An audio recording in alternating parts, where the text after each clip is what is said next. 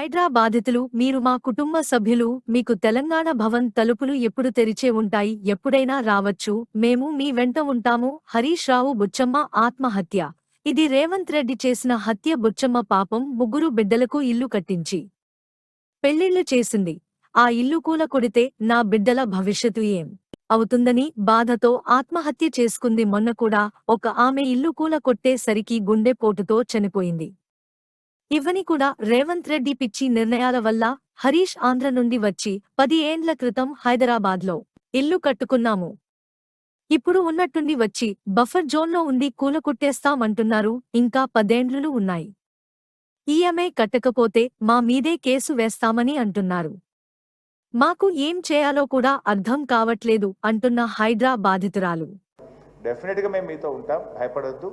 మీరు ఫోన్ చేస్తే కూడా మేము వచ్చి మీకు అండగా తప్పకుండా నిలబడతాం. ఎట్టి పరిస్థితుల్లో మీకు ఇబ్బంది రాకుండా చూసుకుంటాం. మీరు ధైర్యాన్ని కోల్పోవద్దు. దయచేసి ఎవరు కూడా తొందరపడి ఎక్కువ టెన్షన్ తీసుకుంటే స్ట్రెస్కు లోనై ఇబ్బందులు జరుగుతాయి. మీరు ఎక్కువ టెన్షన్ కూడా తీసుకోవద్దు. We're all with you. ఇది మీ ఇల్లు అనుకోండి, మీ మీ మీ ఫ్యామిలీ అనుకోండి, ఎప్పుడైనా మా తలుపులు తెరిచే ఉంటాయి. Any time you can come here. Our legal cell will be there and మా టీం కూడా ఉంటుంది. తొందరలోనే మేము మీ అందరం కూడా మీ దగ్గరకు వచ్చి మీ ప్రాంతాన్ని అంతా కూడా చూసి ప్రభుత్వం దృష్టికి తీసుకువెళ్ళి ఈ బఫర్ జోన్లో ఉన్నటువంటి వాళ్ళను ఇబ్బంది పెట్టకుండా తప్పకుండా మా వంతు పూర్తి సహకారాన్ని మీకు అందిస్తాం. సో అమ్మ పాపం ముగ్గురు బిడ్డలకు ఇల్లు కట్టించిందంట, పెళ్ళిళ్ళు చేసింది. ఆ ఇల్లు కూలగొడితే నా బిడ్డల భవిష్యత్తు ఏమవుతుంది, అల్లుళ్ళు ఏమంటారు అనే బాధకు తట్టుకోలేక ఉరేసుకొని చనిపోయింది. ఇది బుచ్చమ్మ ఆత్మహత్య. ఇది రేవంత్ రెడ్డి ప్రభుత్వం చేసిన హత్య. ఇది అనాలోచిత తుగ్లక్ నిర్ణయాల వల్ల ఈ అమ్మ ఆత్మహత్య చేసుకోవాల్సి వచ్చింది. ఇంకొక చెల్లె కూడా గుండెపోటుతో చనిపోయింది. ఇల్లు కూలగొడితే అన్న వాళ్ళ ఇంటికి పోయి అక్కడ ఉండి గుండెపోటుతో ఒక అమ్మాయి చనిపోయినట్టుగా కూడా పేపర్లో చదివాము. ఇందాక ఒక అమ్మ మాట్లాడుతూ కూడా అంటుంది, ఎప్పుడు గుండె అయిపోతుందో, రాత్రి మళ్ళీ తెల్లారుతుందా లేదా, అసలు నిద్ర మేము లేస్తామా లేవమంత భయంతో బతుకుతున్నాం బిడ్డ అంటుంది అమ్మ. ఇదన్నీ కూడా ఒక పిచ్చి నిర్ణయాలు, అనాలోచితమైనటువంటి నిర్ణయాలు ఈ ప్రభుత్వం తీసుకుంటుంది. మీరు ఇచ్చేసారు, చాలా థ్యాంక్స్. నేను బేసికలీ నేను ఇక్కడ అమ్మాయి కాదు సార్, నేను వేరే స్టేట్ అమ్మాయిని. పెళ్ళైనందుకు అత్తగారింటికి రావాలి కాబట్టి ఇక్కడికి వచ్చాను. ఎన్విరాన్మెంట్ అంతా చాలా బాగా అనిపించింది. అరే హైదరాబాద్ ఎంత బాగుంది, ఎంత మంచిగా ఉంది, ఎంత పీస్ఫుల్గా ఉంది, ఎంత గ్రీనరీగా ఉంది. మనకు అదే కదా కావాలి మన పిల్లలకి వచ్చి.